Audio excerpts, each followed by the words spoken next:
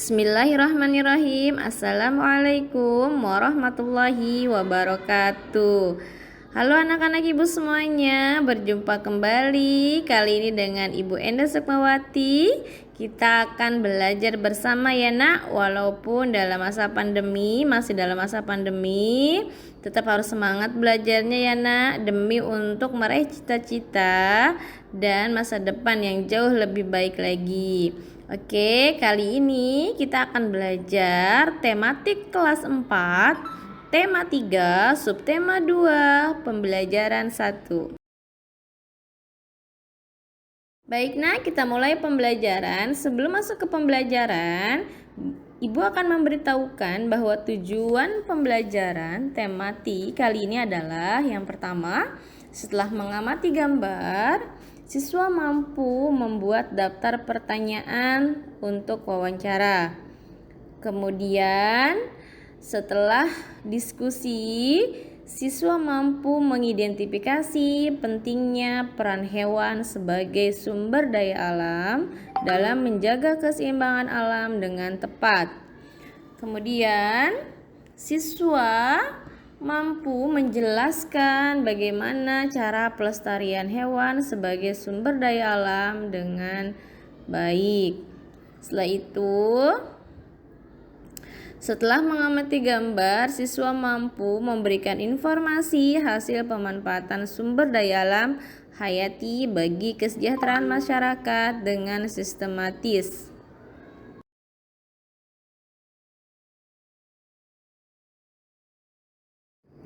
Untuk subtema pertama, keberagaman makhluk hidup di lingkunganmu, dengan muatan bahasa Indonesia. Kompetensi dasarnya adalah 3.3 dan 4.3. Di sini kita akan membahas narasumber dalam wawancara.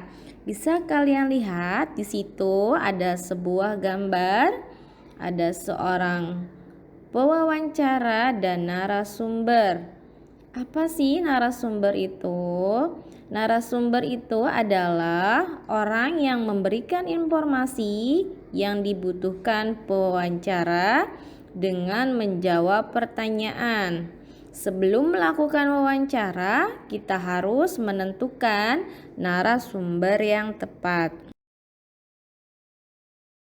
Dalam menentukan narasumber yang kita wawancarai, sebaiknya memenuhi syarat sebagai berikut.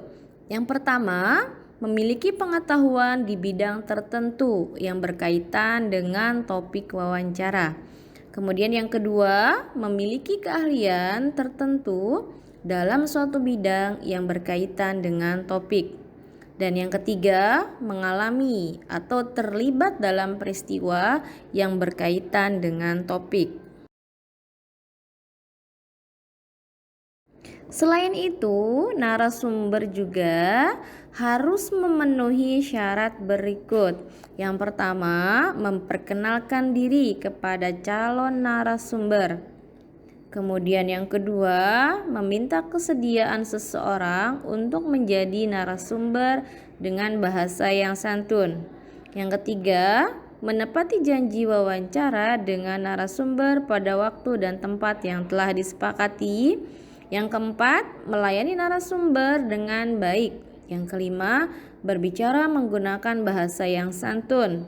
Yang keenam, mengajukan pertanyaan dengan jelas serta mengulangi pertanyaan jika narasumber kurang paham.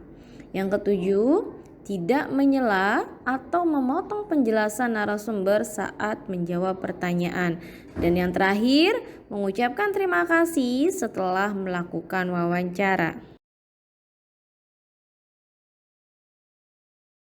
Untuk berikutnya adalah materi muatan IPS dengan KD-nya 3.1 dan 4.1, yaitu melestarikan sumber daya alam. Sumber daya alam di sini yaitu berhubungan dengan makhluk hidup. Salah satunya adalah hewan ya nak. Kita akan membahas di sini adalah burung cendrawasih. Bisa kalian perhatikan gambarnya nak, cantik ya gambar burung cendrawasih dengan berbagai paduan warna yang ada di situ. Burung cendrawasih adalah burung khas Indonesia yang ada di kawasan hutan tropis, khususnya ada di daerah Papua dan sekitarnya. Hal inilah yang menyebabkan burung tersebut dikelompokkan ke dalam satwa endemik. Burung cendrawasih termasuk ke dalam marga paradis, yang jika diterjemahkan artinya adalah burung surga. Bagus ya, Nak? Coba perhatikan kembali, di sini masih ada burung cendrawasih. Kalau yang tadi burung cendrawasih berwarna putih di sayapnya ya, perpaduan antara putih, kuning dan coklat. Coba perhatikan anak-anak ibu, di sini cendrawasihnya putihnya ada di bagian kepala ya, Nak. Sedangkan sayapnya berwarna agak merah marun dan kuning. Cantik sekali ya, Nak, di sini burung cendrawasih. Oke, burung cendrawasih saat ini termasuk hewan langka, sehingga hewan ini harus dilindungi. Mari kita ikut serta melestarikan burung cendrawasih dengan cara yang pertama, tidak memperjualbelikannya. Yang kedua, tidak memelihara burung cendrawasih perorangan. Dan yang ketiga, tidak merusak habitat aslinya di hutan. Untuk muatan pelajaran berikutnya adalah IPA Ilmu Pengetahuan Alam KD.8 dan 4.8, yaitu yang berhubungan dengan pemanfaatan hewan sebagai sumber daya alam. Coba Nak dilihat, itu gambar apa ya Nak ya? Oh, gambar sapi ya Nak ya. Sapinya besar ya dan bersih. Nah, hewan sapi ini bisa dimanfaatkan yang pertama sebagai bahan makanan, kemudian yang kedua bisa sebagai bahan obat-obatan, dan yang ketiga bisa dimanfaatkan tenaganya oleh manusia. Selain dari sapi, ada juga hewan yang bisa dimanfaatkan oleh manusia, yaitu adalah ayam. Nah, lihat ya Nak gambar ayamnya. Ayamnya berwarna putih. Ayam dimanfaatkan untuk diambil telur dan dagingnya. Silahkan dilihat, bagus ya Nak ya.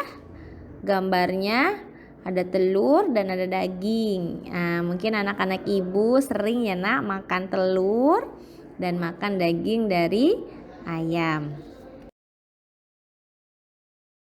Hewan berikutnya adalah kerbau. Bisa dilihat ya Nak, di sini ada gambar kerbau beserta orangnya.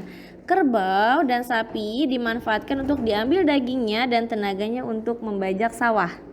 Oke, untuk kali ini coba dilihat anak-anak ibu, lucu-lucu ya. Ada gambar kucing, gambar ikan, kemudian gambar kelinci. Nah, untuk hewan-hewannya seperti ini, dia dimanfaatkan untuk peliharaan. Selain itu juga, hewan juga berperan dalam menjaga keseimbangan alam. Seperti ular memakan tikus sehingga jumlah tikus di sawah tidak berlebihan. Oleh karena itu, tanaman padi tidak habis dimakan tikus sehingga petani dapat memanen padi. Hewan berikutnya adalah ular.